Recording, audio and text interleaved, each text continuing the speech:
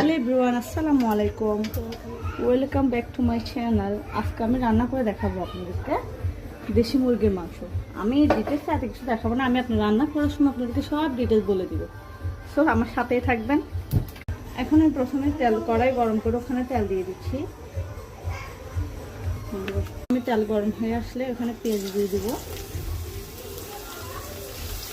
আমি বাটা পেঁয়াজও দিব।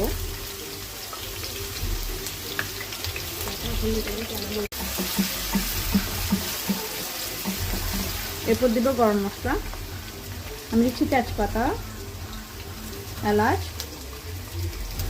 এবং 2 টুকরো দালচিনি। ওটা যদি আমি প্রথমে দিতাম তাহলে ওটা পুড়ে যেত, ওটার স্মেলটা ভালো আসছে না।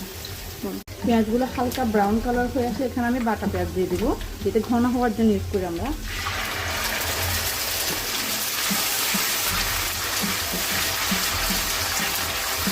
হালকা নাড়াচাড়া করে নেব।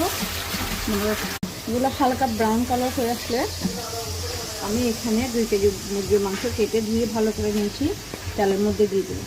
আমি সেটা অন্যরকমভাবে রান্না করছি, আশা করি আপনারা সবাই ট্রাই করবেন। অনেকে তো সরাসরি মশলা কষিয়ে তারপর মুরগির মাংস দেয়, আমি এটা অন্যভাবে রান্না করছি। এখন দিয়ে দিচ্ছি লবণ স্বাদ মতো, হালকা নাড়াচাড়া করে নিব আবার কিছুক্ষণ। আমি দিয়ে দিব, এটা একটু দেশি মুরগি তো আমি আদাটা একটু বেশ করে দেওয়ার চেষ্টা করবো। 2 টেবিল স্পুন আমি আদা দিয়ে দিয়েছি এবং 2 টেবিল স্পুন রসুন দিয়ে দিয়েছি।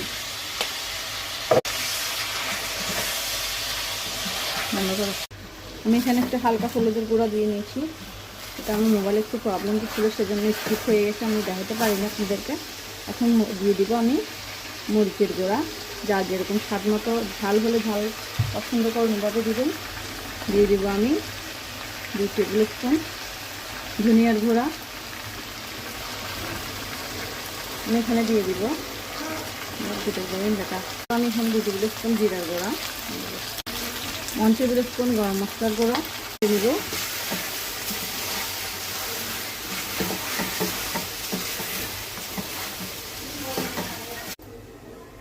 দেখুন এখানে আমি দিয়ে দিচ্ছি 1 টেবিল স্পুন,